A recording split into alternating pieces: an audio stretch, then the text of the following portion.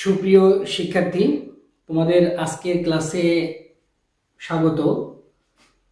আমরা উচ্চ মাধ্যমিক পদার্থবিজ্ঞান বিষয়ে ক্লাসে সবাইকে স্বাগত জানাচ্ছি। তো আজকের ক্লাসে আমরা বেশ কিছু ইভেন্ট নিয়ে কথা বলবো। উচ্চ মাধ্যমিক পদার্থবিজ্ঞান প্রথম পত্রের আমরা চতুর্থ অধ্যায় নিয়ে কথা বলছি, অর্থাৎ আমাদের চ্যাপ্টারের নাম হলো গতিবিদ্যা। আমাদের চ্যাপ্টারের নাম হলো নিউটনীয় বলবিদ্যা, যেটা আমরা বোর্ডে লিখে রাখছি আর কি। তো প্রিয় শিক্ষার্থী, তোমরা যারা ক্লাসটি লাইভ দেখছো তারা একটু কমেন্টে জানাবে যে ক্লাস তোমরা ঠিকঠাক দেখতে পাচ্ছ কিনা বা কথা বোঝা যাচ্ছে কিনা। সেই সাথে তোমরা তোমাদের বন্ধুদের ইনভাইটেশন পাঠিয়ে দাও ক্লাসে। একই সাথে তোমার অন্য বন্ধুরাও যেন ক্লাসে যোগ দিতে পারে, সেজন্য তাদের সুবিধার জন্য ক্লাসটি তোমরা তোমাদের পেজে শেয়ার দিয়ে দাও। তো আমি ক্লাসটি একই সাথে শেয়ার দিয়ে দিচ্ছি।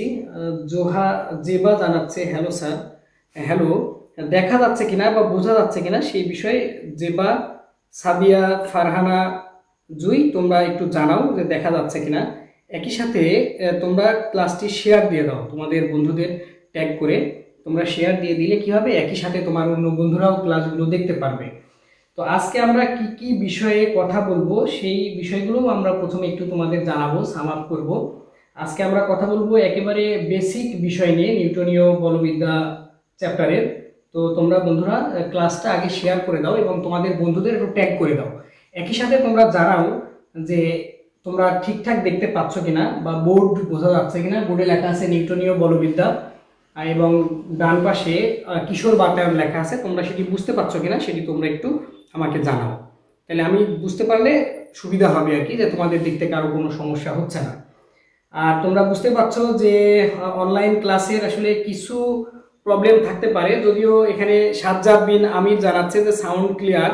তারপরেও তোমরা একটু জানাও যে ঠিকঠাক বোঝা যাচ্ছে কিনা। তো বন্ধুরা, তোমাদের উপরে কথার উপরে ভিত্তি করে আসলে ক্লাসটা রান হবে, চলবে। যদিও আমরা 1 ঘন্টা থাকবো আজকের ক্লাসে, তো চেষ্টা করো আর কি যে সর্বোচ্চ সময়টুকু যে কিভাবে আমরা কাজে লাগাতে পারি। তো বন্ধুরা, তোমরা যে কাজটি করবে অবশ্যই খাতা কলম তোমরা সাথে রাখবে। খাতা কলম নিয়ে আমরা ক্লাস শুরু করতে চাই। একই সাথে আমরা আমাদের অন্য বন্ধুদেরও একটু ইনভাইটেশন পাঠাচ্ছি, যারা সহজেই ক্লাসে যোগ দিতে পারে। তো তোমরা এখনো যারা ক্লাসটি শেয়ার করোনি তারা শেয়ার করে দাও, সাথে সাথে কমেন্ট বক্সে তোমার বন্ধুদের একটু ট্যাগ করে দাও। বন্ধুদের ট্যাগ করলে কি হবে, বন্ধুরাও তোমার সাথেই ক্লাসে যোগ দিতে পারবে এবং তোমরা বাড়ির কাজ হোমওয়ার্কগুলো নিয়ে বন্ধুদের সাথে তোমরা শেয়ারও করতে পারবে, কথাও বলতে পারবে। তো এই হচ্ছে বিষয়। তো বন্ধুরা, ঠিক আছে, চলো আমরা আজকের ক্লাসে আগাই। তো যাওয়ার আগে আমি একটু বলতে চাই যে কে কে আজকের ক্লাসে যোগ দিয়েছে। এখন 7টা 2 বাজে, আমরা আর 2টা মিনিট পরে ক্লাসটা শুরু করতে চাই। তো তোমরা এখনো যারা ক্লাসটি শেয়ার দাওনি তারা তোমাদের বন্ধুদেরকে ক্লাসটি শেয়ার করে দাও, বন্ধুদের ট্যাগ করে। একই সাথে তোমাদের প্রোফাইলে শেয়ার দাও। আমি বারবার এই কথাটিকে অধিক গুরুত্ব দিচ্ছি, কারণ একসাথে সবাই মিলে ক্লাসে যোগদান করলে কি হবে, শুরু থেকে ক্লাসটি তোমরা ধরতে পারবে এবং সবাই ক্লাসে সাড়া দিতে পারবে। যদিও আমাদের শিডিউলে আগেই বলা ছিল যে আমরা ক্লাস 7টার সময় শুরু করব পদার্থবিজ্ঞান প্রথম পত্র। তো বন্ধুরা, আমরা ঠিক আছে, আমরা আমাদের ক্লাসে ফিরে যাই। তো এই মুহূর্তে কে কে আমাদের সাথে ক্লাসে আছে সেটা আমরা একটু বলে নিই।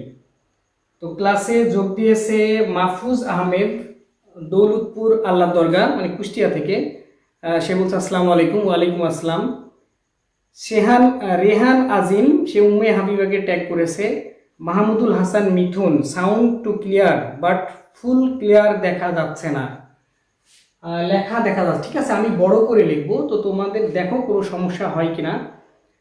তা আইপিটিআই প্রতিদিনই ক্লাসে থাকে। আয়েশা জামান, মিন্টু রহমান, আসসালামু আলাইকুম স্যার, আমি বাকলিয়া সরকারি কলেজ চট্টগ্রাম। ওয়ালাইকুম আসসালাম, অভিনন্দন আমাদের ক্লাসে। তাহাসুম মুন, সে বলছে আসসালামু আলাইকুম স্যার। ওয়ালাইকুম আসসালাম। আরও একটু ক্লিয়ার করা যায় না স্যার? নৌসিন বগুড়া থেকে।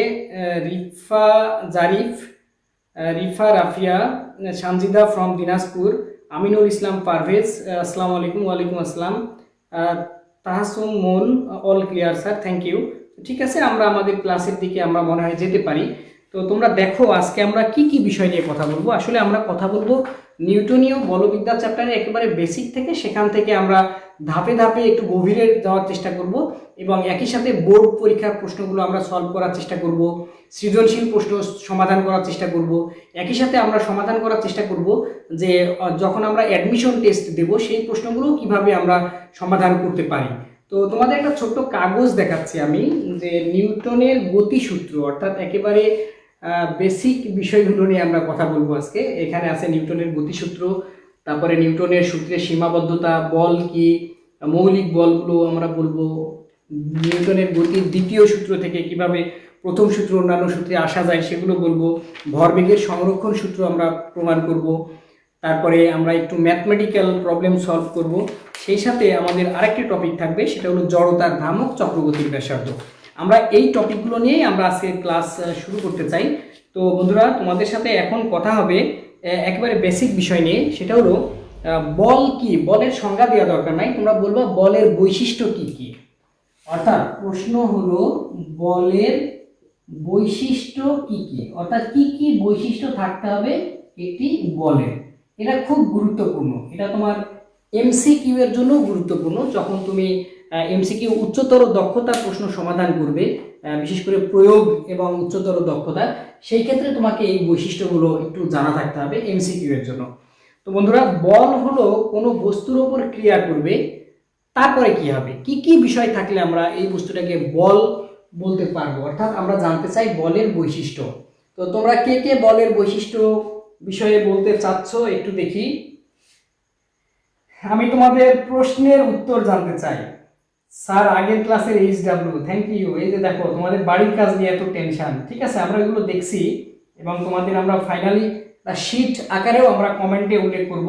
তোমরা দেখছো যে কিশোর বাতায়ন পেজে, তারপরে কিশোর বাতায়ন কানেক্ট গ্রুপে, সেখানে কিন্তু প্রতিদিন বাড়ির কাজ একেবারে লিখে দিচ্ছেন কিশোর বাতায়ন কর্তৃপক্ষ। তো আমরা বাড়ির কাজ যারা জমা দিবে তাদের নিয়ে ফাইনালি একটা তালিকা করে আমরা কি করা যায় সেই বিষয়ে আমরা কথা বলবো।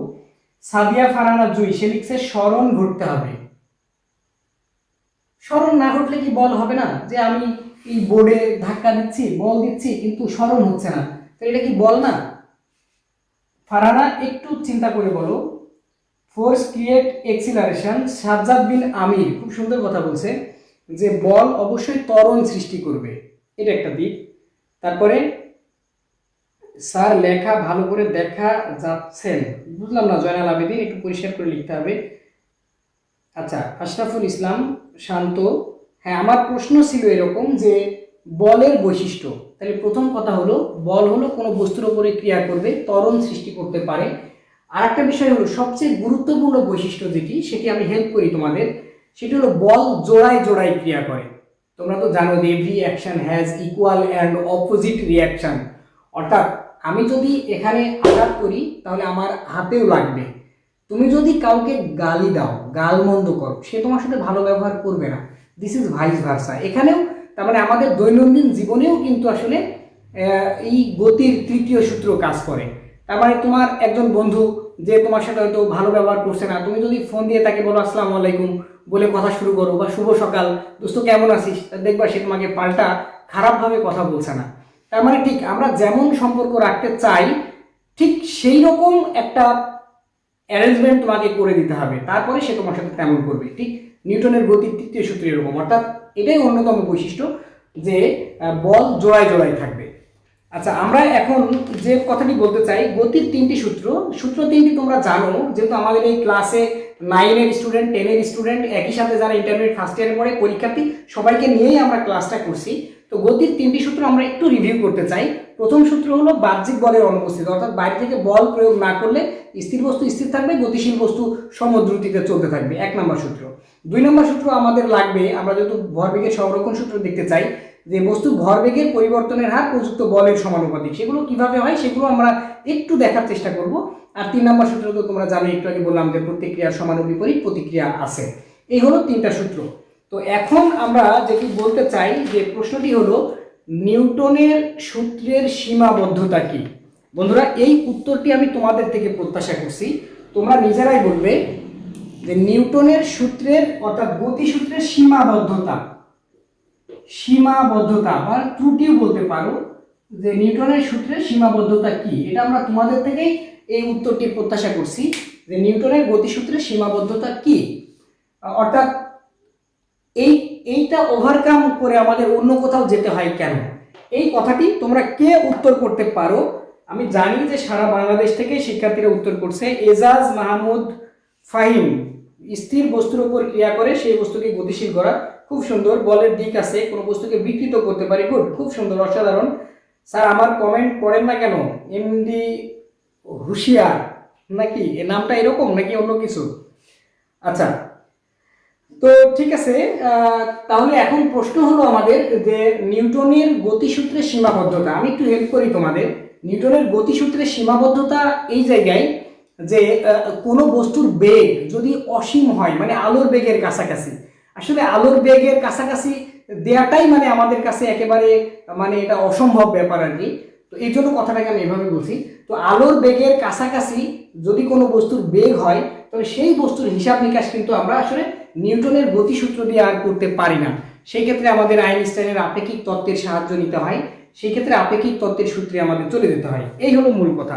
তো বন্ধুরা, আমরা এখন কথা বলতে চাই মৌলিক বল নিয়ে। আমরা কথা বলতে চাই মৌলিক বল নিয়ে। তো তোমরা জানো যে মৌলিক বল হলো 4 প্রকার।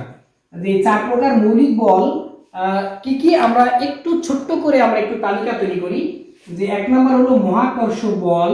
মহাকর্ষ, আমরা একেবারে বেসিক বিষয় নিয়ে কথা বলছি, আমরা একটু পরেই একটু ভেতরের দিকে যাব গাণিতিক সমস্যা সমাধানের জন্য। তারপরে হলো তাড়িৎ চৌম্বক বল, অর্থাৎ তড়িৎ আছে এর মধ্যে, চৌম্বকও আছে এর মধ্যে, তাড়িৎ চৌম্বক বল, বিদ্যুৎ এবং চৌম্বক নিয়ে। 3 নাম্বার হলো নিউক্লিয় সবল বল।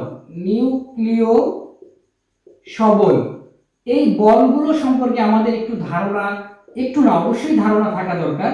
আর নিউক্লিয় দুর্বল বল, তো তোমরা যারা এগুলো জানো তারা একটু কমেন্টে ছোট ছোট করে লিখতে পারো যে কোন বলের প্রকৃতি, কোন বলের বৈশিষ্ট্য কি রকম।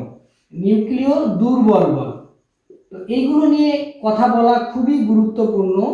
তো প্রিয় শিক্ষার্থী, মহাকর্ষ বল সম্পর্কে তোমাদের সবার ধারণা আছে, যে তোমরা জানো যে মহাবিশ্বের প্রতিটি বস্তুকণা একে অপরকে নিজ দিকে আকর্ষণ করে। তো এই বলের পাল্লা হলো অসীম পর্যন্ত, অর্থাৎ মহাবিশ্বের যে কোনো বস্তুর মধ্যে এই বল আছে, তবে এই বলের পাল্লা অসীম হলেও বলের মাত্রা, তীব্রতা সেটি কিন্তু খুবই কম। তাড়িৎ চৌম্বক বল, আসলে এই বলটি যদি না থাকতো তাহলে রাসায়নিক বিক্রিয়া সম্ভব ছিল না, অর্থাৎ বস্তুর মধ্যে যে ধনাত্মক এবং ঋণাত্মক আধান সৃষ্টি হয় রাসায়নিক বিক্রিয়ার সময়, সেটি তৈরি করে থাকে এই তাড়িৎ চৌম্বক বল। অপরদিকে নিউক্লিয় সবল বল, এই বলটা খুবই গুরুত্বপূর্ণ। যদি এই বলটি না থাকতো তাহলে এই মহাশূন্যের সবকিছু ফাঁকা থাকতো, হাওয়ার মতো থাকতো, অর্থাৎ কোনো বস্তু থাকতো না। কেমন একটু দেখি আমরা, যে এখানে আমরা বললাম সোডিয়াম, সোডিয়ামের মধ্যে 11টি প্রোটন আছে, বা আমরা যদি বলি পটাশিয়াম, পটাশিয়ামের মধ্যে 19টি প্রোটন আছে, কার মধ্যে? খুবই ক্ষুদ্র নিউক্লিয়াসের মধ্যে। অর্থাৎ এই ছোট্ট নিউক্লিয়াসের মধ্যে এতগুলো যে প্রোটন আছে, প্রোটনের চার্জ আবার ধনাত্মক, তাহলে নিয়ম অনুযায়ী এই ধনাত্মক আধান বিকর্ষণ করে পুরো মোলটাকে বা পুরো বস্তুটাকে তো ধ্বংস করে দেওয়ার কথা, কিন্তু সেটা পারে না, শুধুমাত্র এই নিউক্লিয় সবল বলের কারণে। এবং সবচেয়ে শক্তিশালী বল এই নিউক্লিয় স্ট্রং ফোর্স বা নিউক্লিয় সবল বল। এই বল নিউক্লিয়াসের যে ব্যাসার্ধ তার মধ্যে এটি কাজ করে, অর্থাৎ 10⁻15 মিটার। এটা তুমি ক্লাস 9 থেকে শুরু করে একেবারে অ্যাডমিশন টেস্ট পর্যন্ত তোমার জন্য এটি প্রশ্ন, যে নিউক্লিয় বলের পাল্লা কত, অর্থাৎ কত দূর পর্যন্ত এটি কাজ করতে পারে। তারপর নিউক্লিয় দুর্বল বল, তোমরা জানো যে নিউক্লিয়, আচ্ছা বল এখানে ডাবল লিখে ফেলেছি, নিউক্লিয় দুর্বল বলের মধ্যে, অর্থাৎ যেই বলের কারণে আলফা ক্ষয়, বিটা ক্ষয়, অর্থাৎ যে বস্তুর যাদের পারমাণবিক সংখ্যা 82-র বেশি, সেই বস্তুগুলোর মধ্যে যে ক্ষয়ের যে বিক্রিয়া হয়, সেই বিক্রিয়াটা আসলে নিউক্লিয় দুর্বল বলের কারণে হয়। এই হলো নিউক্লিয় বল সম্পর্কে ধারণা। তো বন্ধুরা, আমরা এখন ছোট্ট প্রশ্ন একটু দেখতে চাই, সেটা হলো গতির দ্বিতীয় সূত্র থেকে কিভাবে আমরা প্রথম সূত্র পেতে পারি। খুবই ইম্পর্টেন্ট একটি প্রশ্ন, এটা 2 মার্কের পরীক্ষার জন্য, অর্থাৎ পরীক্ষায় যে 2 মার্ক, অর্থাৎ অনুধাবনমূলক যে প্রশ্ন আসে, যে গতির দ্বিতীয় সূত্র থেকে সূত্র হতে প্রথম সূত্র দেখাও, কিভাবে আমরা যেতে পারি বা যাওয়া যায় এটি ব্যাখ্যা করো। এটা আমাদের 2 মার্কের জন্য, পরীক্ষার জন্য খুব ইম্পর্টেন্ট। তাহলে গতির দ্বিতীয় সূত্র, এটা তোমরা কে কে পারবে তোমরা একটু জাস্ট কমেন্টে জানাও যে তুমি বুঝতে পারছো বা তুমি এই প্রশ্নটি ধরতে পারছো। আমি একটু দেখে নিই যে তোমরা কারা কারা আমাদের ক্লাসে যোগ দিয়েছো। সাদিয়া ফারহানা জুই খুব অসাধারণ কথাবার্তা বলছে যে গ্রাভিটেশনাল ফোর্স নামক কণার বিনিময় ঘটে এই বিক্রিয়ায়, গুড। তারপরে এখানে আছে গুড বাই বলছে, গুড। কি নাম তোমাদের, দেখো Mahfuzul Abedin, you are so fun. Asim Sarkar বলছে, অসীম কিন্তু পাওয়ার কম। আচ্ছা, খুব সুন্দর করে মাহফুজুল হাসান মিথুন লিখছে, কম ভরের উপর কাজ করে না, খুব বেশি ভরের উপর কাজ করে না, জড় প্রসঙ্গ কাঠামো না হলে হবে না। সে খুব দারুণ করে ব্যাখ্যা করছে। আলোর বেগের ন্যায় হলে এটা প্রযোজ্য হবে না, গুড। আমি আগের যে প্রশ্নগুলোর উত্তর চাচ্ছিলাম সেগুলো তোমরা লিখেছো। তো এখন আমার প্রশ্ন ছিল যে তোমাদের কাছে গতির দ্বিতীয় সূত্র থেকে কিভাবে আমরা প্রথম সূত্র পেতে পারি। তোমরা কি প্রশ্নটি ধরতে পারছো? যারা যারা প্রশ্নটি বুঝতে পারছো তারা কমেন্টে জানাও যে হ্যাঁ তুমি বুঝছো, আর যারা বুঝতে পারছো না কি করতে হবে তারাও জানাও যে আমরা বুঝতে পারছি না। কারণ আমরা পুরো ক্লাসটা তো তোমাদের সাথে ইন্টারাকশন করেই করতে চাই, যে তোমাদের মতামতের ভিত্তিতে। সব পারতেই হবে এরকম নয়, আর আমি শুধু একাই বকে যাবো এরকমও নয়। তো যাই হোক, তাহলে আমরা গতির দ্বিতীয় সূত্রটি আমরা লিখে ফেলি, F সমান ma। প্রথম সূত্রে বলা ছিল যে বাহ্যিক বলের অনুপস্থিতি, অর্থাৎ বাইরে থেকে যদি বল প্রয়োগ না করা হয়, অর্থাৎ F যদি শূন্য হয়, সেক্ষেত্রে ma মানে হলো শেষ বেগ মাইনাস আদি বেগ ডিভাইডেড বাই সময়, অর্থাৎ ত্বরণ সমান v minus u by t। এটার মানে হলো গুণফল শূন্য। এর মানে হলো হয় m0 অথবা এটার মান 0, v minus u by t 0। কারণ আমরা জানি যে বস্তুর ভর কখনোই শূন্য হবে না।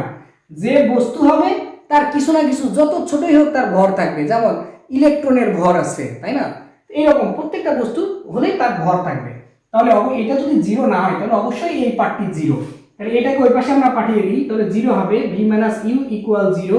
তাহলে হলো v ইকুয়াল ইউ, অর্থাৎ শেষ বেগ সমান আদি বেগ। অর্থাৎ এই যে বলা হয়েছিল যে বাহ্যিক বলের অনুপস্থিতিতে স্থির বস্তু স্থির থাকবে, গতিশীল বস্তু সমদ্রুতিতে চলতে থাকবে, অর্থাৎ এর আদি বেগ যা হবে শেষ বেগও তাই হবে। 2 মার্কের জন্য আমাদের এইটুকু লিখতে হবে যে কিভাবে গতির দ্বিতীয় সূত্র থেকে আমরা প্রথম সূত্রে আসতে পারি, ব্যাখ্যা করো। এই বিষয়গুলো আমাদের এমন লিখতে হবে। তো যারা যারা বুঝছো তারা একটু কমেন্টে জানাও, আর যারা এখনো বুঝতে পারোনি তাদের জন্য আমি আবারও আলোচনার মধ্যে যাব। তো বন্ধুরা, এখন আমরা যেতে চাই ভরবেগের সংরক্ষণ সূত্রে। এই হলো আমাদের টপিক।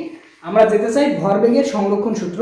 এই সূত্র দিয়ে আমাদের অনেকগুলো প্রবলেম সলভ করতে হবে, আমাদের গাণিতিক সমস্যার সমাধান করতে হবে।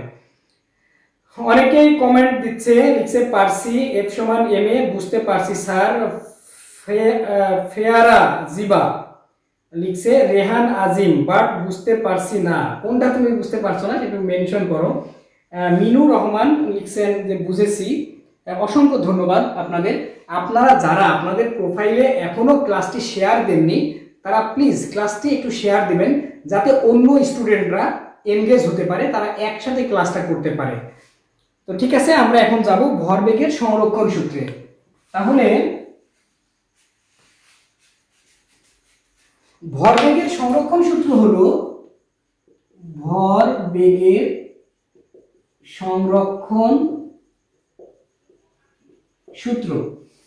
আসলে এরকম একটা বস্তু, মানে আমরা সবাইকে নিয়ে ক্লাসটা করতে চাই। আমরা জানি m1 u1 plus m2 u2 সমান m1 v1 plus m2 v2, সবাই এটা পারবে। কিন্তু কি করে আসে আমরা একটু 1 মিনিট একটু পেছন থেকে শুরু করি।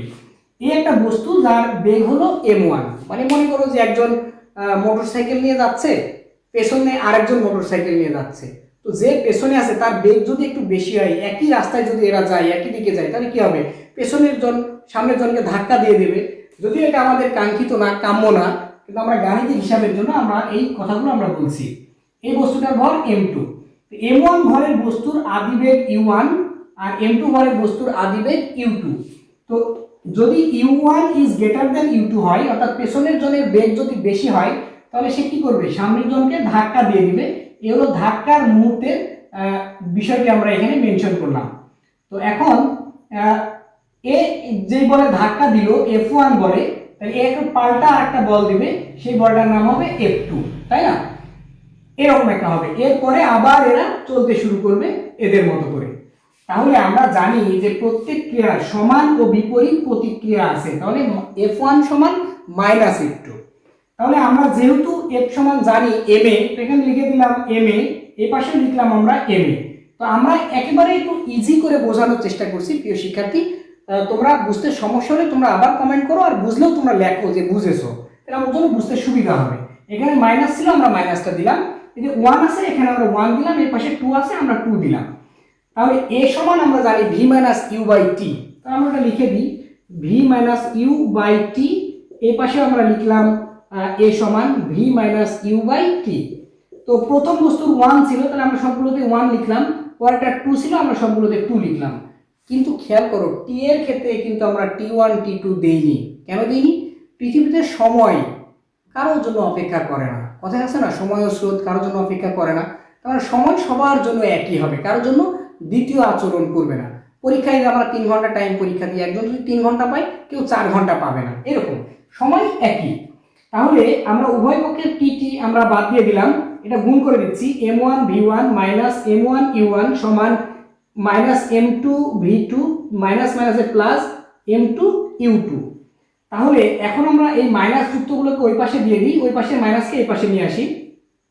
m1 v1 plus m2 v2 equal, এটাকে ওই পাশে দিয়ে দিলাম m1 u1 plus m2 u2।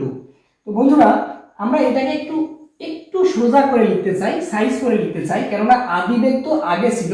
তাই এই পার্টটাকে বামে নিয়ে আসি, এই পার্টটাকে ডানে দিয়ে দিই, তাহলে আমাদের একটা রাইট সমীকরণ হবে। m2 u2 equal m1 v1 m1 v1 plus m2 v2। এই হলো সমীকরণ। তার মানে এই বিষয়টা হলো এরকম যে প্রথম যে বস্তুটির ভর এবং তার আদিবেগ, পরের বস্তুর ভর এবং আদিবেগ, অর্থাৎ এদের যে ভরবেগ, প্রথম বস্তুর আদি ভরবেগের সমষ্টি এবং সংঘর্ষের পরে এদের ভরবেগের সমষ্টি, এটা সমান। এটি হলো ভরবেগের সংরক্ষণ সূত্র। কিন্তু ক্ষেত্রে আমাদের এরকম বলতে হবে যে ক্রিয়া প্রতিক্রিয়া ছাড়া অন্য কোনো বল কাজ না করলে, অর্থাৎ তৃতীয় কোনো বল যদি আবার এর মধ্যে ঢুকে পড়ে, তাহলে কিন্তু ভরবেগের সংরক্ষণ সূত্র হবে না, অর্থাৎ ভরবেগ সংরক্ষিত থাকবে না। অর্থাৎ ক্রিয়া প্রতিক্রিয়া ছাড়া অন্য কোনো বল কাজ না করলে কোনো নির্দিষ্ট দিকে এদের মোট ভরবেগের কোনো পরিবর্তন হবে না, অর্থাৎ আগের ভরবেগ এবং পরের ভরবেগ সমান থাকবে। আমরা এটি প্রমাণ করে ফেললাম। তো এখন আমরা অঙ্ক করতে চাই। তো যেই অঙ্কটি আমরা করব, সেই অঙ্কটি আমি একটু বলে নিই। অঙ্কটি হচ্ছে এরকম যে 10 গ্রাম ভরের একটি বুলেট, অর্থাৎ বন্দুকের গুলি, সেই গুলিটা 6 কেজি ভরের একটি রাইফেল থেকে 300 মিটার পার সেকেন্ড বেগে বের হলো। বন্দুকের পশ্চাৎ বেগ কত? তো এইটা তোমাদের জন্য কাজ থাকবে, তোমরা নিজেরা এইটা একটু সমাধান করবে। কি বললাম? 10 গ্রাম ভরের একটি গুলি, আমি একটু সংক্ষিপ্ত করে দেখি। 10 গ্রাম ভরের গুলি বন্দুক থেকে বের হলো 300 মিটার পার সেকেন্ড বেগে। বন্দুকের ভর হলো 6 কেজি, মানে 6 কেজি। তাহলে বন্দুকের পশ্চাৎ বেগ কত? তাহলে বন্দুকের বেগ বের করতে হবে, বন্দুকের পশ্চাৎ বেগ। তো তোমরা বের করো, বের করে আমাকে জানাও বন্দুকের পশ্চাৎ বেগ কত, এটা বের করতে হবে। তোমরা বের করে উত্তরটা আমাকে এখানে বসাও, ঠিক আছে কিনা দেখি। 10 কেজি ভরের একটি বুলেট 6 কেজি ভরের একটি বন্দুক থেকে 300 মিটার পার সেকেন্ড বেগে নিক্ষিপ্ত হলো, বন্দুকের পশ্চাৎ বেগ কত নির্ণয় করো।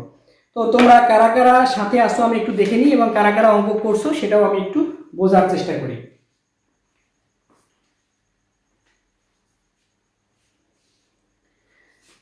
আয়েশা জামান বলছে, স্যার শেষের কথা আবার বললে ভালো হয়। কোন কথাটি? আমি তো ঠিক বুঝতে পারিনি। জয়ন্তী রয় যে বলছে 1/2। আশরাফুল ইসলাম শান্ত বলছে কি? কাকে? সে সাবিয়া নিঝুমকে বলছে কি?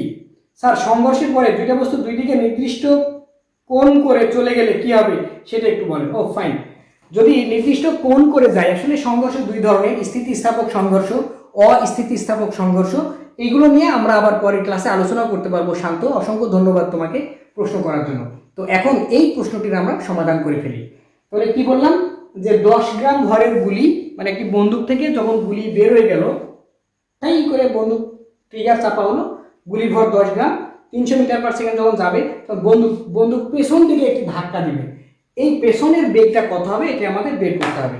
তাহলে এখানে কিন্তু খেয়াল করো, সবাই আদি বেগ কিন্তু শুধু গুলির ছাড়া বন্দুকের শূন্য ছিল।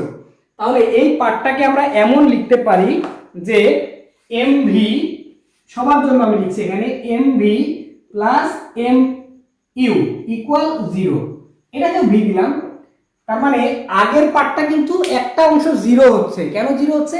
যে বন্দুকের আদি ভরবেগ বন্দুকের আদি বেগ 0, এই বিষয়গুলো এখানে 0 হচ্ছে। আর যে কোনো একটা 0 হলে তো গুণফল এখানে 0 হবে। তাহলে এই বড় হাতের এম দিয়ে আমরা বন্দুক বোঝাচ্ছি, বড় হাতের ভি দিয়ে বন্দুকের বেগ বোঝাচ্ছি, ছোট হাতের এম দিয়ে আমরা গুলির ভর বোঝাচ্ছি, ছোট হাতের ভি দিয়ে আমরা গুলির বেগ বোঝাচ্ছি। তাহলে এখানে আমাদের বের করতে হবে বন্দুকের পশ্চাৎ বেগ, ভি এর মান বের করতে হবে, minus M V divided by M. তাহলে মাইনাস ওই পাশে গেলে তো মাইনাস হবে, এম মানে গুলির ভর, গুলির ভর হলো 10 গ্রাম, 10 ইন্টু 10 ইনভার্স 3, আর বেগ, কার বেগ? গুলির বেগ 300 গুলির বেগ metre per second divided by m, বন্দুকের ভর হলো 6। তাহলে দুইটা শূন্য, এখানে দুইটা শূন্য চলে গেলে এখানে ভাগ করলে কত হবে? আমি একটু ক্যালকুলেটর দিয়ে কাজ করি। 10, আচ্ছা তাহলে তো কেটে যাচ্ছে। আচ্ছা আমি হিসাবটা করে ফেলি এখানে, 10 inverse 10 into 10 inverse 3 into 300 divided by 6, তার মানে এটা হলো 0.5। ও আচ্ছা, একজন উত্তর দিয়েছিল কিন্তু, fine, good, 0.5 metre per second. আমরা একটি অঙ্ক সমাধান করে ফেললাম। কারা কারা এই সমাধানের সাথে ছিল আমরা একটু দেখে নিই। অমর্ত্য সাহা লিখছে 0.5 মিটার পার সেকেন্ড, একেবারে পার সেকেন্ডও উঠিয়ে ফেলেছে, গুড। খালেদ চৌধুরী বের করে ফেলেছে, প্রামোদ ভৌমিক সে বের করে ফেলেছে, রায়ান তালুকদার সে হিসাব করেছে, তাহাসুম মুন হিসাব করে ফেলেছে, মুসা চৌধুরী হিসাব করে ফেলেছে, সাদিয়া ফারানা হিসাব করে ফেলেছে, মিনহাজুল আবেদিন হিসাব করে ফেলেছে, মাবিয়া তাবাসুম হিসাব করেছে, মিনুর রহমান হিসাব করেছে, শায়ক আহমেদ উত্তর সঠিক হয়েছে, এইচ এস জেবা সঠিক হয়েছে, মাহমুদুল হাসান মিথুন সঠিক হয়েছে, আফি সঠিক হয়েছে, আলফি শারমিন সঠিক হয়েছে, রিফা সঠিক হয়েছে, ফারুকুল কবির সঠিক হয়েছে, জয়ন্তী রায় সঠিক হয়েছে। জয়ন্তী রায় সবার আগে সমাধান করেছিল, অসংখ্য ধন্যবাদ তোমাদেরকে, তোমরা যারা এই ক্লাসের সাথে আসো। তো আমরা পরের একটি প্রশ্ন দিতে চাই, সেটি হচ্ছে এরকম যে ভরবেগের সংরক্ষণ সূত্র দিয়ে, অর্থাৎ আমরা যে সমীকরণ বের করেছি, অর্থাৎ প্রতিপাদন করলাম, আমরা দেখলাম কিভাবে সমীকরণগুলো আসে, অর্থাৎ পুরো সমীকরণটাই আমাদের লাগবে। এই সমীকরণের প্রশ্নটি হলো 40 কেজি ও 60 কেজি ভরের দুটি বস্তু, একটি হলো 40 কেজি M1, M2 হলো 60 কেজি আরেকটি বস্তু, এরা পরস্পর 10 metre per second and 2 metre per second বেগে পরস্পর বিপরীত দিকে আসছে, 10 এবং 2, অর্থাৎ একজনের বেগ হলো 10 মিটার পার সেকেন্ড, অপরজনের বেগ হলো 2 মিটার পার সেকেন্ড। তো এই হলো প্রশ্ন। এখন বলছে বস্তুটা যুক্ত থেকে কত বেগে চলবে, যুক্ত থেকে কত বেগে চলবে, এটা যদি U1 হয় এটি U2, এরা যুক্ত থেকে কত বেগে চলবে, অর্থাৎ ফাইনাল বেগটা কত হবে, তোমরা একটু বের করার চেষ্টা করো, তারপরে আমি তোমাদের সাথে কথা বলবো। এই প্রশ্নটা একটু ক্রিটিক্যাল আছে, যেটা কিন্তু আমি তথ্যের মধ্যে মেনশন করিনি, আরেকবার শুনে নাও সবাই, এখানে কিন্তু একটু স্ট্রিকি আছে যে 40 কেজি ও 60 কেজি ভরের দুটি বস্তু যথাক্রমে 10 মিটার পার সেকেন্ড ও 2 মিটার পার সেকেন্ড পরস্পর বিপরীত দিকে আসছে। এদের একটা বিপরীত দিক মানে আসলে এভাবে সামনাসামনি আর কি আসছে, তাহলে এদের সংঘর্ষ হলো, তাহলে এরা পরস্পর যুক্ত থেকে কত বেগে চলবে। তোমরা এই প্রশ্নটির সমাধান করবে, সময় হলো আর 1 মিনিট। কারা কারা এটা করতে পারো সেটা আমরা দেখি। তাহসান মুন, সাদিয়া ফারানা জুই 2.8 লিখে ফেলছে, অসংখ্য ধন্যবাদ। এটার উত্তর 2.8, রাইট, 2.8 এটার উত্তর, হ্যাঁ সে লিখে ফেলছে। তো ঠিক আছে, বাকিদের আমরা একটু সাথে নিই, তোমরা যারা দেখছো আর কি ক্লাস, আমরা সবাইকে সাথে নিয়ে আগাতে চাই। এই বস্তুটা যুক্ত হয়ে কত বেগে চলবে, তাহলে আমি একটু বোর্ডে সমাধান করার চেষ্টা করি। পরস্পর বিপরীত বলে যে কোনো একজনকে মাইনাস ধরতে হবে, তাহলে সেক্ষেত্রে আমরা হিসাব করে দেখি। আচ্ছা এখানে আবার যে কোনো একটাকে মাইনাস ধরলে হবে না, আসলে দ্বিতীয়টাকে যদি আমরা মাইনাস ধরি তাকে নিয়ে আমাদের ডিসিশন দিতে হবে। প্রথমটা যদি মাইনাস হয় তাকে নিয়ে আমাদের ডিসিশন দিতে হবে, এরকম আর কি। তো যাই হোক, তাহলে আমাদের সমীকরণ ছিল m1u1 প্লাস m2u2 সমান m1v প্লাস m2v। খেয়াল করো, আমরা কিন্তু এখানে m1v1 প্লাস m2v2 লিখলাম না। কেন লিখলাম না? কারণ আমাদের বলে দিয়েছে যে বস্তুদ্বয় একসাথে হয়ে যাবে, অর্থাৎ v1 সমান v2 সমান v, এই জন্য আমরা একটা লিখে ফেললাম। তো এটাকে আমরা চাইলে একবারে কমন দিয়ে আমরা এমনও লিখে ফেলতে পারি। তাহলে এখানে v2 না দিয়ে v বলতে হবে, আমাদের বের করতে হবে v এর মান। v সমান m1u1 plus m2u2 divided by m1 plus m2, এটা হলো m2। আচ্ছা বন্ধুরা, তো দেখো m1 মানে বলা হয়েছিল 40 ইন্টু u1 মানে বলা হয়েছিল 10, প্লাস মাইনাসে মাইনাস হবে কারণ এখানে মাইনাস আছে। m2 মান হলো 60 ইন্টু u2 মান হলো 2 divided by m1, this is 40 plus 60, তাহলে এটি হলো 400 মাইনাস এটি হলো 120 ডিভাইডেড বাই 100, তাহলে এটি হলো 400 এর মধ্যে 120 বাদ দিলে 280 থাকবে বাই 100, এটা হলো 2.8 মিটার পার সেকেন্ড। তার মানে বস্তুদ্বয় যুক্ত একসাথে 2.8 মিটার পার সেকেন্ড বেগে চলবে। যে এখানে উত্তর কিন্তু ধনাত্মক হয়েছে, অর্থাৎ প্রথম বস্তুর সাথে সে থাকবে, প্রথম বস্তুটাই এখানে লিড দিচ্ছে, নেতৃত্ব দিচ্ছে, এর মানে হলো এটি। যদি উত্তর ঋণাত্মক হতো তাহলে এর দিকে চলে যেত, এই হলো বিষয়। তো ঠিক আছে, আমরা পরের গাণিতিক সমস্যায় যাই। পরের প্রবলেমটি হচ্ছে এরকম, একটু বলে নিই। পরেরটি হলো 100 কেজি ও 200 কেজি ভরের দুটি বস্তু, অর্থাৎ আমি ডাটা লিখতে তোমাদের একটু সহযোগিতা করি। বলেছে একটি 100 কেজি অপরটি 200 KG 20 metre per second 10 metre per second পরস্পর বিপরীত দিক থেকে আসছে, সংযুক্ত হয়ে কত বেগে চলবে? m1 হলো 100 কেজি 100 কেজি, m2 হলো 200 কেজি, অপরদিকে 20 মিটার পার সেকেন্ড, অর্থাৎ এর বেগ যেটি আদি বেগ প্রথম বস্তুর 20 মিটার পার সেকেন্ড, দ্বিতীয় বস্তু u2 হলো 10 মিটার পার সেকেন্ড, অর্থাৎ এটা কিন্তু ঋণাত্মক হবে, বলছে বিপরীত দিক থেকে আসছে। তাহলে সেক্ষেত্রে বলছে যে এটা যুক্ত হয়ে কত বেগে চলবে, অর্থাৎ v ইকুয়াল কত হবে, তোমরা এটা আমাকে একটু জানাও। তো ঠিক আছে, আমরা একটু দেখে নিই যে কারা কারা আমাদের সাথে আছে এবং কারা কারা উত্তর করার চেষ্টা করছে।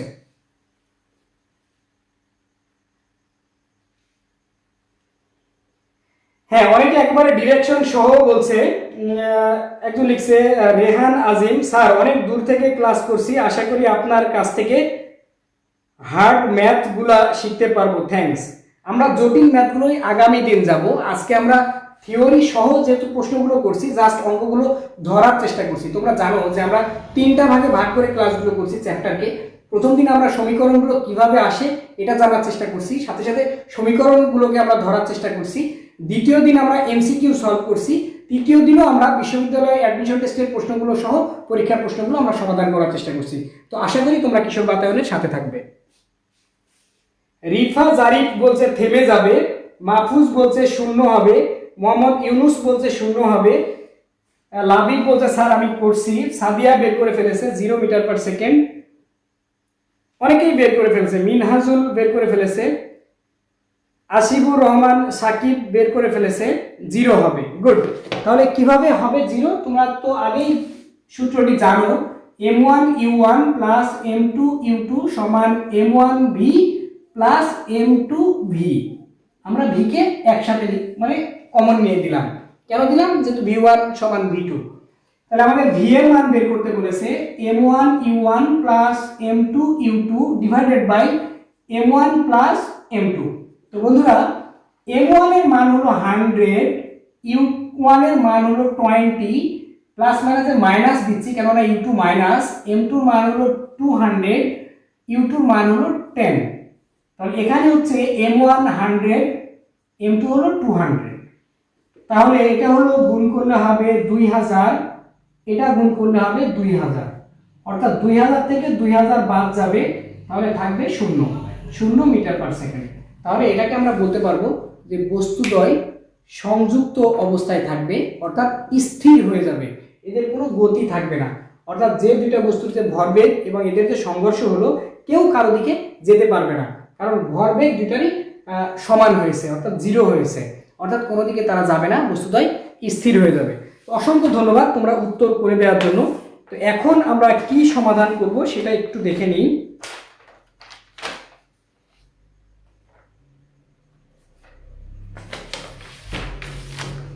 তো বন্ধুরা, এখন আমরা যেটি দেখতে চাই সেটি হলো জড়তার ভ্রামক। আমরা একটি প্রশ্ন এখন গাণিতিকভাবে দেখতে চাই যে কিভাবে সমীকরণটি আসে।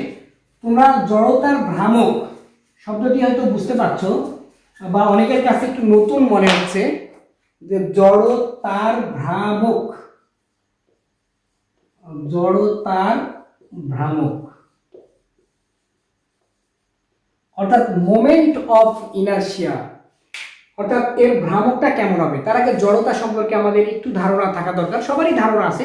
জাস্ট 30 সেকেন্ড আমি একটু বলবো যে আমরা যখন বাসে যাই, চলন্ত বাস হঠাৎ ব্রেক করলে যাত্রী সামনের দিকে ঝুঁকে পড়ে, এটি হলো জড়তা। এই জড়তার নাম হলো গতি জড়তা। আবার বাস যখন স্থির থাকে হঠাৎ চলতে শুরু করলে আমরা পেছনের দিকে হেলে পড়ি, এটা হলো স্থিতি জড়তা। তার মানে বস্তু যে অবস্থায় আছে সেই অবস্থায় থাকতে চাই। আমরা যখন স্থির ছিলাম তখন স্থির থাকতে চাচ্ছিলাম, তাই পেছনের দিকে হেলে যাচ্ছিলাম। আবার যখন গতির মধ্যে আসি তখন আমরা গতিতেই থাকতে চাচ্ছিলাম, তাই বাস হঠাৎ ব্রেক করলে বাস থেমে যাচ্ছে কিন্তু আমরা গতিতেই থাকতে চাচ্ছি। এই যে বিষয়টি, এটা হলো জড়তা। আসলে জড়তা মানে ভরের পরিমাপ। জড়তার হিসাবটা হবে আসলে মূলত ভরকে নিয়ে। তো বন্ধুরা, জড়তার ভ্রামক আমাদের হিসাব করতে হবে। তাহলে আমরা ধরে নিলাম এখানে এই হলো একটি বস্তু, বস্তুটি অনেক ভারী বস্তু, একটা গোলাকার বস্তু আমরা আঁকার চেষ্টা করলাম। এটা হয়তো একেবারে এক্সাক্ট হলো না, তোমরা একটু কষ্ট করে বুঝে নেওয়ার চেষ্টা করো। আমি আজকে প্রজেক্টর এগুলো নিইনি। তো এই বস্তুটি এইরকম একটা অক্ষকে কেন্দ্র করে সে ঘুরছে, এর গতিবেগ হলো ওমেগা। ওমেগা অর্থাৎ একটা ফ্যান যখন ঘুরে, একটা ফ্যান সিলিং এর সাথে আছে, একটা রডের সাথে আছে, তাকে কেন্দ্র করে যখন সে ঘুরে, তো এইরকম একটা ভারী বস্তু সে ওমেগা কৌণিক বেগে ঘুরছে।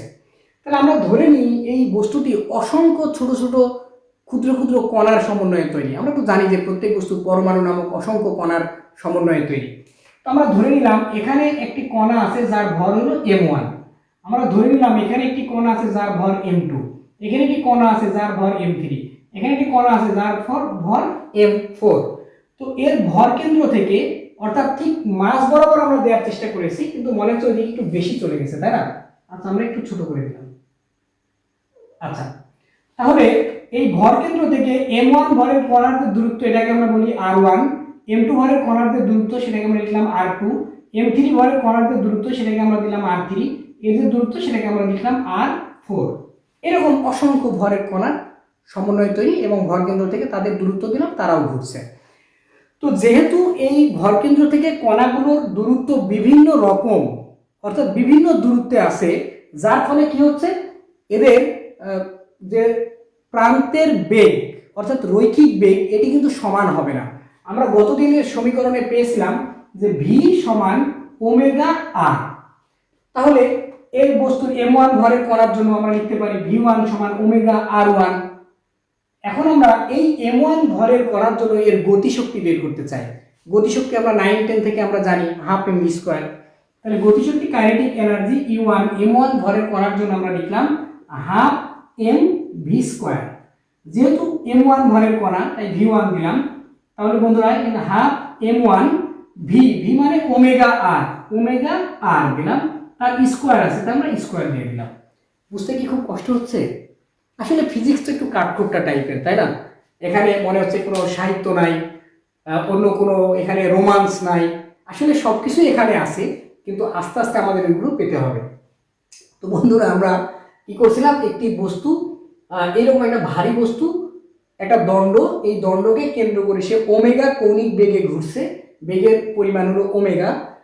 যদি ঘুরে থাকে তাহলে এর ভর কেন্দ্র থেকে m1 ভরের কণার জন্য আমরা গতিশক্তি বের করার চেষ্টা করছি। গতিশক্তি হলো হাফ এম ভি স্কোয়ার। যেহেতু ভর কণা দিয়েছি আমরা m1, তাই আমরা হাফ m1 v1 দিয়েছি, এবং ভি সমান আমরা জানি ওমেগা আর, তাই আমরা ওমেগা আর এখানে বসিয়ে দিলাম ভি এর জায়গায়। আমরা এই সমীকরণটুকু পেয়েছি, জাস্ট এইটুকু আমরা কাজ করেছি। তো এখন তাহলে তেমনি করে m2 ভরের কণার জন্য কি হবে, তাহলে গতিশক্তি E2 সমান half m2 omega square r2 square. তো এরকম m3 ভরের কণার জন্য আমরা লিখবো half m3 omega r3 square. তো এখন আমরা মোট গতিশক্তি বের করতে চাই যতগুলো কণা আছে। তাহলে আমরা যদি মোট গতিশক্তি বের করি তাহলে মোট গতিশক্তি E সমান আমরা লিখে ফেললাম E1 প্লাস E2 প্লাস এরকম ধরে নিলাম আর অনেক কণা আছে। তাহলে এখন তোমরা খাতায় এগুলো যোগ করে ফেলো। তো কারা কারা ক্লাসের সাথে আসো বা তোমাদের কোনো প্রশ্ন আছে কিনা সেটা আমরা একটু লিখে ফেলি। সাগর হালদার শান্ত, ফিজিক্স মানে ভালোবাসা আমাদের স্যার বলে। হ্যাঁ, খুব সুন্দর কথা বলে স্যার, কারণ পৃথিবীতে এমন কোনো বিষয় নাই যেটা ফিজিক্স দিয়ে ব্যাখ্যা করা যায় না।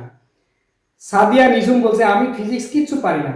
তোমরা আজকে যে ক্লাসটি করছো সেটা বুঝতে পারছো কিনা তাই দেখো, তাইলে তোমার ফিজিক্স বোঝা হবে। যদি বুঝতে না পারো তাহলে ফিজিক্স ফেল হবে। না বুঝতে পারলে প্রশ্ন করো, আমি চেষ্টা করবো আমার জায়গা থেকে যতটুকু আমি বুঝি ততটুকু তোমাদেরকে হেল্প করার জন্য। তো ঠিক আছে, তো নিশ্চয়ই তোমরা খাতা কলম নিয়ে সাথে আসো। আচ্ছা, একজন আগামীকালকে রুটিন জানতে চাচ্ছে, রুটিন তোমরা পেয়ে যাবে হয়তো আধা ঘন্টার মধ্যেই বা ক্লাস শেষ হওয়ার পরপরই। তাহলে আমরা যোগ করে ফেলি E1 সমান half m1 omega square r1 square, পরেরটা plus half m2 omega square r2 square, এরকম চলতে থাকবে, তাই না? তো আমরা দেখো এই জায়গায় কি কি কমন নেওয়া যায়। হাফ ওমেগা স্কয়ার সব জায়গায় ঠিকঠাক আছে, তো আমরা এখানে লিখলাম হাফ ওমেগা স্কয়ার কমন নিলাম। তাহলে এখানে থাকলো m1 r1 square m2 r2 square plus এরকম চলতে থাকলো যত কণা আছে। তো এখন যদি আমরা এটাকে এমন লিখি, দেখো তো তোমাদের কোনো ঝামেলা হয় কিনা বুঝতে। ধরে নিলাম এখানে i সংখ্যক কণা আছে, কত i, তাহলে আমরা এটাকে লিখলাম ni r i, r এর সাথে স্কয়ার ছিল, সবগুলোকে আমরা যোগ করে দিলাম। দেখো তো এইটুকু বুঝতে ঝামেলা হয় কিনা। সমস্ত কণাগুলোকে আমরা যোগ করে ফেললাম, এই চিহ্নটার নাম হলো সামেশন, সবগুলোকে যোগ করা হয়েছে। কত সংখ্যক, পুরোটার মধ্যে ধরে নিলাম i সংখ্যক আছে, এটা আমরা লিখে ফেললাম। তো এখন এটাকে আমরা এই পুরোটুকু সমান আমরা লিখলাম i। তো আইটাকে আমরা একটু সামনে লিখি আমাদের কথা বলার সুবিধার জন্য। Half i omega square equal E সমান, এই যে সমীকরণটি আমরা পেলাম এই সমীকরণে আমাদের একটু কথা আছে যে ই সমান হাফ i ওমেগা স্কয়ার। তাহলে আমরা i সমান কাকে লিখেছি এটা আমাদের একটু লিখে রাখতে হবে বিশেষভাবে। আমরা লিখেছি i সমান summation of m i r i তার স্কয়ার। তাহলে ফাইনালি এটাকে আমরা m r স্কয়ার এরকম আমরা বলছি কাকে, i কে। তো i নিয়ে আমরা একটু পরে কথা বলি, তার আগে আমরা এই সমীকরণ ই সমান হাফ i ওমেগা স্কয়ার আমরা বুঝতে পেরেছি কিনা সেটা আমরা দেখি।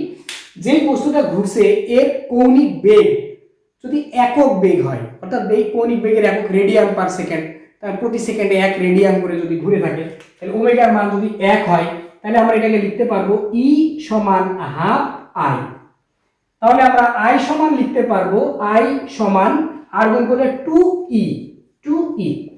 এখানে আমরা বেশ কিছু কথা বলতে পারি আমাদের এমসিকিউ এর জন্য। আসলে 1-2 মার্কের জন্য আমাদের যে কত কাজ করতে হয় ফিজিক্সে সীমাহীন ব্যাপার। দেখো এখানে বলছে সমীকরণ গতিশক্তির সাথে জড়তার ভ্রামক এবং কৌণিক বেগের যে সম্পর্ক সেটা আমরা বের করলাম। তার মানে জড়তার ভ্রামক এবং কৌণিক বেগের বর্গের অর্ধেক হলো গতিশক্তি। আবার এটাকে আমরা এইভাবে বলতে পারি যে একক কৌণিক বেগ হলে এর গতিশক্তি হলো জড়তার ভ্রামকের অর্ধেক। আমরা যদি উল্টা করে বলি i সমান 2e, তাহলে একক কৌণিক বেগে এর জড়তার ভ্রামক হলো গতিশক্তির দ্বিগুণ। তো আমরা এই আলোচনাটুকুর সাথে ছিলাম কিনা বা এইটুকুতে আমরা বুঝতে পেরেছি কিনা সেটা তোমরা একটু কষ্ট করে কমেন্টে জানাও, তাহলে সেই ক্ষেত্রে আবার পরবর্তী স্টেপ নিতে সুবিধা হবে। তো বন্ধুরা আমি একটু দেখে নিই যে তোমরা আমাদের সাথে কারা কারা আছো। আচ্ছা, এখানে বলছে যে কার কথা বলবো, আব্দুর রাজ্জাক বলছে আর একটু বুঝিয়ে দেন স্যার কোন জায়গাটায়। ভি হলো রৈখিক বেগ, ওমেগা কৌণিক বেগ। গুড, সিয়াম লিখছে, সিয়াম ব্যাখ্যা করে দিছে যে ভিটা হলো রৈখিক বেগ, অর্থাৎ আমরা এটা একটা ঘড়ির ক্ষেত্রে বলতে পারি। অর্থাৎ আব্দুর রাজ্জাক যে প্রশ্নটি করেছে, কোথায় করেছে আমি ঠিক জানি না, তাও একটু রিপিট করার চেষ্টা করছি। একটা ঘড়ির কাঁটা যখন ঘোরে, অর্থাৎ দেয়াল ঘড়ি যখন ঘুরছে, তাহলে এই কাঁটার যে প্রান্তের বেগ অর্থাৎ ওই বেগটাকে আমরা রৈখিক বেগ বলছি।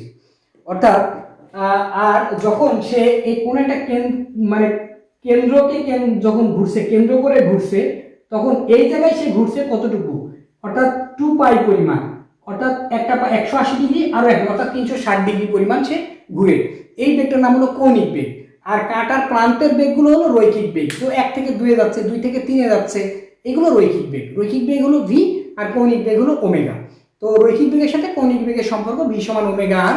আমাদের গত ক্লাসে এই পেজের আর্কাইভে গত ক্লাসে ভি সমান ওমেগা আর কিভাবে বের করতে হয় সেই সম্পর্কে আমরা গত ক্লাসে আলোচনা করেছিলাম। তো ঠিক আছে আব্দুল রাজ্জাক, তোমাকে অসংখ্য ধন্যবাদ। তাহলে আমরা এখানে পেয়েছি এখন এই যে রাশিটার জন্য আমরা ছুটছিলাম এতক্ষণ ধরে, আই সমান এম আর স্কোয়ার। এই আইকে আমরা বলছি জড়তার ভ্রামক। তাহলে জড়তার ভ্রামকের সংজ্ঞাটা আমরা এমন করে বলবো যে বস্তুর ভর এবং এর যে লম্ব দূরত্বের বর্গের গুণফলকে আমরা বলবো জড়তার ভ্রামক। তাহলে এই জড়তার ভ্রামক দিয়ে আমাদের অঙ্ক করতে হবে, গতিশক্তি দিয়ে অঙ্ক করতে হবে। তাহলে আমাদের সমীকরণ কতটুকু দাঁড়াবে, কতটুকু লাগবে সেটা আমরা একটু বলে ফেলি। আমাদের সমীকরণ লাগছে ই সমান হাফ আই ওমেগা স্কোয়ার, আর একই সাথে আমাদের সমীকরণ লাগবে এখানে আই সমান এম আর স্কোয়ার। তো আরটাকে যদি আমরা চক্রগতির ব্যাসার্ধ বলি, অর্থাৎ পুরো বস্তুকে, যেমন ঘোড়ার গাড়ির চাকা, রেলের চাকা, বাসের চাকা, কোনো একটা বিন্দুকে কেন্দ্র করে তখন সে ঘোরে, অর্থাৎ যে বিন্দু অর্থাৎ ভর কেন্দ্রটা, সেটাকে যদি ভর কেন্দ্র থেকে তার প্রান্তের যে দূরত্ব সেটা যদি আর হয়, তাহলে এটাকে আমরা চক্রগতির ব্যাসার্ধও বলতে পারবো। তো চক্রগতির ব্যাসার্ধ কোথাও কোথাও কে দ্বারা প্রকাশ করা হয়, আর দ্বারা প্রকাশ করলে অসুবিধা নাই। তাহলে মনে করো আমরা এটা কে দ্বারা প্রকাশ করলাম, তাহলে কে স্কোয়ার সমান আই বাই এম। তাহলে কে ইকুয়াল হবে root over I divided by M, অর্থাৎ বস্তুর জড়তার ভ্রামক এবং এর ভর এর অনুপাত তার বর্গমূল, এটা হবে তার জড়তার অর্থাৎ চক্রগতির ব্যাসার্ধ। তো বন্ধুরা আমরা তাহলে একটি ছোট্ট গাণিতিক সমস্যার সমাধান করে আসি। প্রশ্নটি ছিল হবে এরকম, একটি নির্দিষ্ট অক্ষকে কেন্দ্র করে 13 অর্থাৎ 13 radian per second, 13 radian per second, এটা হলো কৌণিক বেগ। তাহলে ওমেগা ইকুয়াল কৌণিক বেগ, অঙ্কটি তোমাদের করতে হবে। কৌণিক বেগে ঘূর্ণনরত একটি চাকার গতিশক্তি 29 জুল। গতিশক্তিকে আমরা ই দ্বারা প্রকাশ করেছি 29 জুল। ঘূর্ণন অক্ষের সাপেক্ষে চাকাটির জড়তার ভ্রামক নির্ণয় করো। খুব ছোট প্রশ্ন। তাহলে বলছে যে আমি আরেকবার বলি, একটি নির্দিষ্ট অক্ষকে কেন্দ্র করে 13 রেডিয়ান পার সেকেন্ড কৌণিক বেগে ঘূর্ণনরত একটি চাকার গতিশক্তি 29 জুল। ঘূর্ণন অক্ষের সাপেক্ষে চাকাটির জড়তার ভ্রামক আই নির্ণয় করো। তো তোমরা এটি নির্ণয় করবে জড়তার ভ্রামক। একক কি হবে, একক লিখতে ঝামেলা হতে পারে। একক সমান এম আর স্কোয়ার। তো ভরের একক হলো কেজি, দূরত্বের একক হলো মিটার, এর একক হবে কেজি মিটার, তার স্কোয়ার আছে কেজি মিটার স্কোয়ার। আমি জানি যে তোমার সবকিছু ভুল হলেও এটি আর ভুল হওয়ার কথা নয়। তো ঠিক আছে, তাহলে তোমরা এটি সমাধান করো। আমি সূত্র লিখে ফেলেছি, তোমরা এখন সমাধান করে জানাও যে কত হবে। এর মান সরি এই সূত্রে তো হবে না, এটা আগের সূত্রে হবে। ঠিক আছে। রিফা জারিফ বলছে 0.34, রিফা জারিফ বলছে 0.34, মিনহাজুল আবেদিন বলছে 0.34। গুড, এদের উত্তর হচ্ছে মনে হচ্ছে। আর কেউ কিছু বলে কিনা দেখি।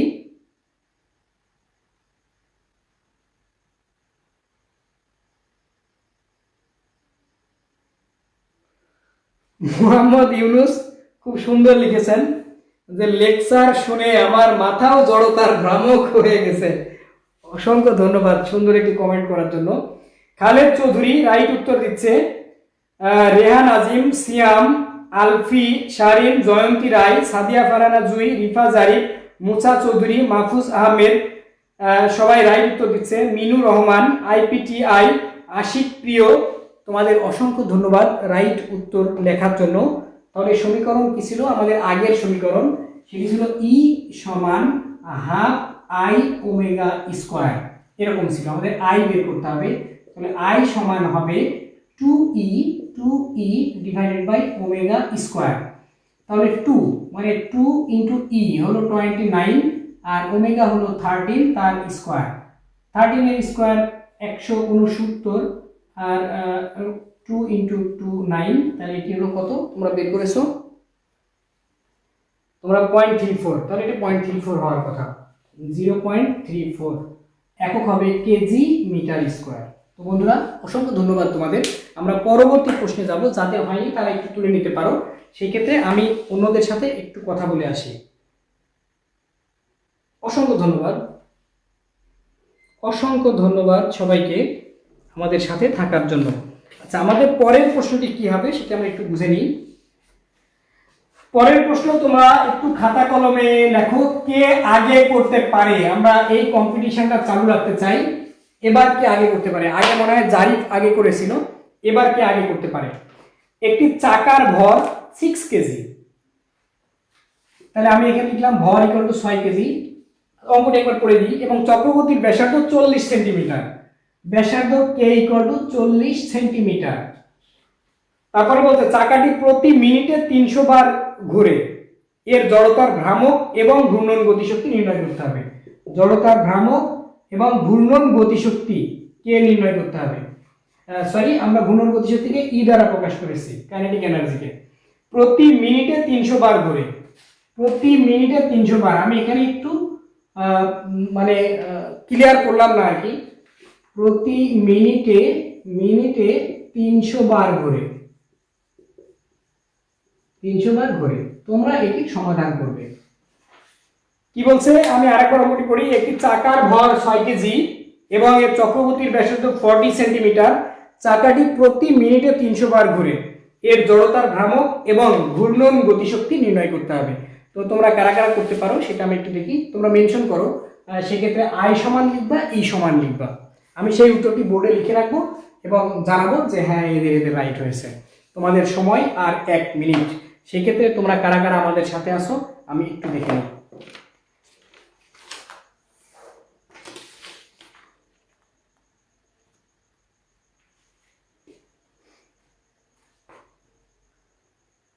সাগর হালদার শান্ত, খুবই সুন্দর ক্লাস, বলার দরকার নাই, তুমি এখন এটা সমাধান করো, সমাধান করে জানাও কত হবে। আব্দুর রাজ্জাক, আলহামদুলিল্লাহ ভালো লাগলো, অসংখ্য ধন্যবাদ। রিফা জারিফ, সে সমাধান একটি বের করে ফেলেছে 0.96। তো কোনটার মান 0.96 সেটা তুমি মেনশন করো। সিয়াম বের করে ফেলেছে, আশিক বের করে ফেলেছে, পল্লবী দাস সে বলছে 0.96, আব্দুর রাজ্জাক 0.96 আয়ের মান বলছে, মাহফুজ বলছে, মুসা, আব্দুর রহমান, রিফা, আশিক, পল্লবী, মিনহাজুল, খালেদ চৌধুরী, সবাইকে অসংখ্য ধন্যবাদ। আরো কারা কারা আমাদের সাথে? সাদিয়া ফারহানা জুই আই এবং ই দুইটা লিখে ফেলেছে, রেহান আজিম লিখে ফেলেছে, সাগর শান্ত লিখে ফেলেছে, অসংখ্য ধন্যবাদ তোমাদের। তার মানে এখানে কি করতে হবে আমি একটু দেখি। তোমরা যারা গত ক্লাসে ছিলে না তাদের ক্ষেত্রে একটি সমীকরণ এখানে একটু প্যাচ লাগতে পারে। তাহলে প্রথম কথা হলো আই সমান এম কে স্কোয়ার, আই সমান এম কে স্কোয়ার। তাহলে আমাদের এম এর মান হলো 6, এর মান হলো 40। 40 যদি আমরা বসাই তাহলে কিন্তু হবে না, কারণ আমার সেন্টিমিটারকে মিটারে নিয়ে আসতে হবে।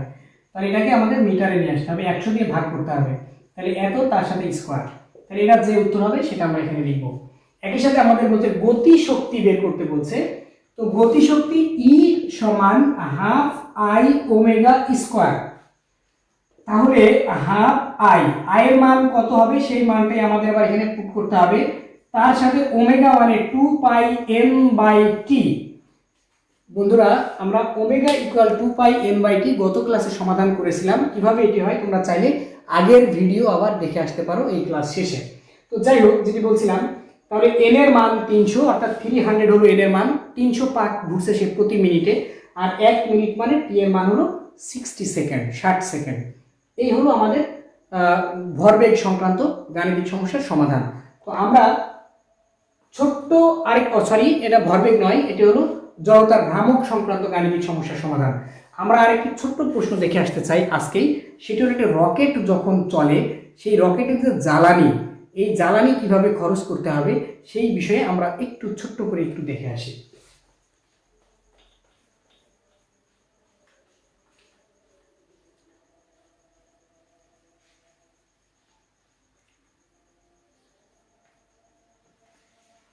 তো বন্ধুরা রকেটের বিষয়ে কথা হলো যে কোনো একটি রকেট যখন চলে তার জ্বালানির সাথে ভরের সাথে কেমন হবে আমরা সেটা একটু দেখি। আমরা জানি পি সমান অর্থাৎ ভরবেগ, তাই না, এম ভি। তাহলে অর্থাৎ যে পরিমাণ জ্বালানি এ নেবে সেটাকে ধরে নিলাম ডেল এম পরিমাণ, আমরা পি সমান আবার জানি যে ভরবেগের পরিবর্তনের হার প্রযুক্ত বলের সমানুপাতিক। তাহলে এটাকে আমরা ডেল পি লিখলাম ভরবেগ, এটাকে আমরা ডেল্টা পি দিলাম, যে ভরবেগের পরিবর্তনের হার প্রযুক্ত বলের সমানুপাতিক, অর্থাৎ ভরবেগের পরিবর্তনের হার অর্থাৎ টাইম নিচে থাকলে হার হয়, আমরা প্রথম ক্লাসে বলেছিলাম এটি হলো বলের সাথে সম্পর্ক। তাহলে এটাকে যদি আমরা ডেল পি ইকুয়াল বের করি এই সমীকরণকে, তাহলে এফ এফ ডেল্টা টি হবে। তাহলে এটিও ডেল পি সমান 1 নম্বর সমীকরণ, এটি 2 নম্বর সমীকরণ। তাহলে 1 আর 2 কে কম্পেয়ার করে দুটি ডেল্টা পি, তাহলে আমরা এইটুকু সমান এইটুকু লিখতে পারি। তাহলে এফ ডেল্টা টি বা del T equal del M V. তাহলে আমরা বের করতে চাই কতটুকু বল, অর্থাৎ রকেট যখন চলে কিভাবে চলে, সে আসলে তার যে জ্বালানি থেকে সে একটা শক্তি তৈরি করে, শক্তির মেশিন দিয়ে ধোঁয়া বের করে, এই ধোঁয়া বা বাতাস বা গ্যাস সেটা পেছনের দিকে যে বলটা দেয়, সেই বল ধাক্কা বিপরীত বলে রকেট সামনের দিকে যায়। সেই বলের মান এফ সমান delta m V divided by delta T. তো এই হলো ডেল এম বাই টি, অর্থাৎ এর ভরের হার, অর্থাৎ হ্রাসের হার হবে, অর্থাৎ জ্বালানি কি হারে কমবে। এটিতে আমাদের গাণিতিক সমস্যাও আছে, আমরা চাইলে সেটি সমাধানও করে আসতে পারি। তো আজকে আমরা সমাধান করবো না, এই টাইমটা দেখি কি অবস্থা। তার সাথে বেগের বেগ গুণ করতে হবে, গুণ করলে আমরা বল বা ধাক্কার মানটা আমরা পাবো। তো বন্ধুরা, তোমাদের আজকের ক্লাসে একটি বাড়ির কাজ থাকবে। তো সেই পর্যন্ত ক্লাসটি তোমাদের কাছে কেমন মনে হলো তোমরা এই বিষয়ে ছোট্ট করে একটি কমেন্ট করে আসতে পারো। তাহলে আমরা এখন দেখে আসি যে কারা কি বলতে চাচ্ছে।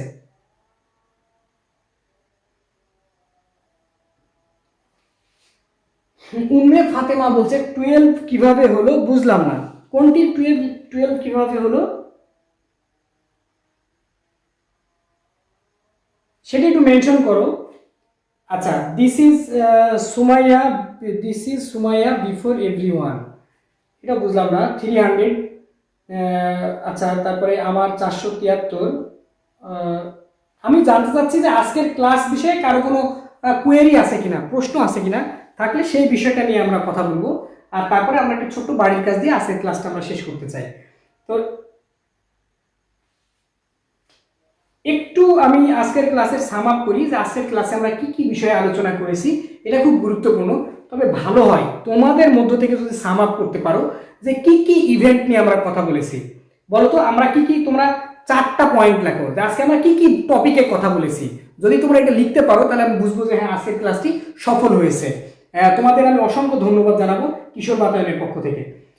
কি কি টপিক নিয়ে আজকে আলোচনা হয়েছে, তোমরা কি কি টপিক আলোচনার মধ্যে পেয়েছো সেই বিষয়গুলো তোমরা মেনশন করো, তারপর আমি বাড়ির কাছে তোমাদের দিয়ে দিচ্ছি।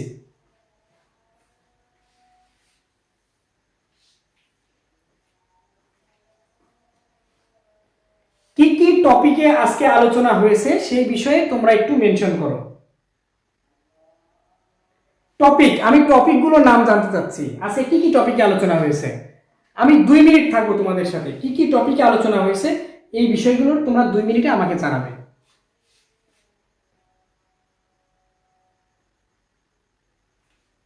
আশরাফুল ইসলাম শান্ত বলছে স্যার নেক্সট ক্লাস কোন দিন। নেক্সট ক্লাস তোমাদের কিশোর বাতায়ন পেজেই জানিয়ে দেওয়া হয়। কিশোর বাতায়ন পেজের সাথে তোমরা থাকো, তোমাদের জানাই দেওয়া হবে যে আগামী দিনের ক্লাস কি হবে, তারপরের দিনের ক্লাস কি, শিডিউল তোমাদের দেওয়া হবে। রিফা জারিফ, অসংখ্য ধন্যবাদ তোমাকে, তুমি লিখেছো জড়তার ভ্রামক, ভরবেগ আর নিউটনের সূত্র। অ্যালসন বড়ুয়া সে বলছে জড়তা। মুসা চৌধুরী এই আইডি থেকে আসছে চক্রগতির ব্যাসার্ধ, জড়তার ভ্রামক, ভরবেগ। আর কি কি টপিক আলোচনা হলো? সাদিয়া ফারহানা জুই, গুড। মৌলিক বল এই বিষয়টি কেউ বলে নাই। নিউটনের সূত্র, ভরবেগের সংরক্ষণ সূত্র, এটাও কেউ বলেনি, ধন্যবাদ। জয়ন্তী রয় লিখছে ফোর্স, বল, জড়তার ভ্রামক, ভরবেগ, রকেটের জ্বালানির রেট, হার, এটা খুব গুরুত্বপূর্ণ, লাস্টে আমরা এটা আলোচনা করেছি।